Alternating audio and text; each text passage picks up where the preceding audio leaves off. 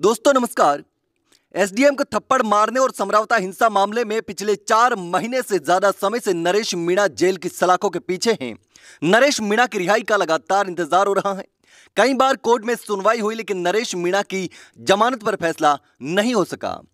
तारीख पर तारीख, तारीख पर तारीख, तारीख पर तारीख मिलती गई और जब फैसला हुआ तो नरेश मीणा की जमानत को खारिज कर दिया गया। ऐसे में नरेश मीणा की जमानत को लेकर लगातार संघर्ष किया जा रहा है और अब बड़ा बवाल होने वाला है। सरकार से जो समझौता हुआ था कि जयपुर में आंदोलन नहीं करेंगे, लेकिन उस समझौते की भी समय सीमा समाप्त हो चुकी है। ऐसे में अब मीणा समाज, नरेश मीणा के समर्थक प्रहलाद गुंजल और सभी जो नरेश मीणा के चाहने वाले नेता और लोग हैं वो जयपुर में बड़ा बवाल कर सकते हैं। लेकिन इसी बीच नरेश मीणा को लेकर एक बड़ी खबर सामने आ रही है। जी हां दोस्तों, इस मामले में अब सीबीआई जांच की भी बड़ी मांग उठ रही है। जी हां दोस्तों, और सरकार ने कोर्ट में जवाब भी दिया है। सरकार ने इस मामले की जांच को लेकर कोर्ट को जानकारी दी है और कहा है कि मामले की जांच डीएसपी रघुवीर सिंह कर रहे हैं और अब इसकी जांच एडिशनल एसपी मोटाराम बेनीवाल को सौंप दी गई है। सरकार के जवाब का याचिकाकर्ता ने विरोध किया और सीबीआई को जांच सौंपने का भी आग्रह किया है। दोस्तों, याचिकाकर्ता की मांग पर जस्टिस वीके भारवानी ने कहा कि इस संबंध में सरकार का जवाब आने दे। कोर्ट ने मामले की सुनवाई टाल दी है।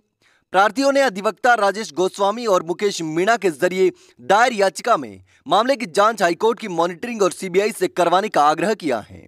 पिछली सुनवाई पर सरकार ने कहा था कि कुछ आरोपियों के खिलाफ चालान पेश कर दिया है और कुछ के खिलाफ पेंडिंग है।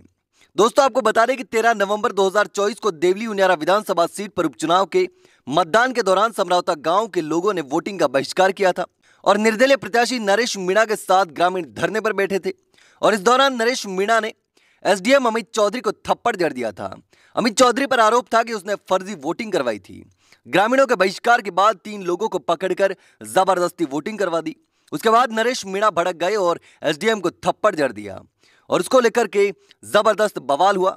समरौता गांव में आग लगा दी गई, हिंसा हुई, कई घरों को जला दिया गया, तोड़फोड़ें हुई और उसके बाद कई लोगों को गिरफ्तार कर लिया गया था, जिसमें सभी नरेश मीणा के जो साथी थे वो छूट चुके हैं और एक अकेले नरेश मीणा जेल में बंद हैं।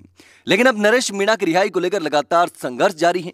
जमानत खारिज हो चुकी है, लेकिन अब इस मामले में सीबीआई जांच की मांग की जा रही है और सरकार से जो समझौता हुआ था उस समझौते की तारीख भी समाप्त हो चुकी है।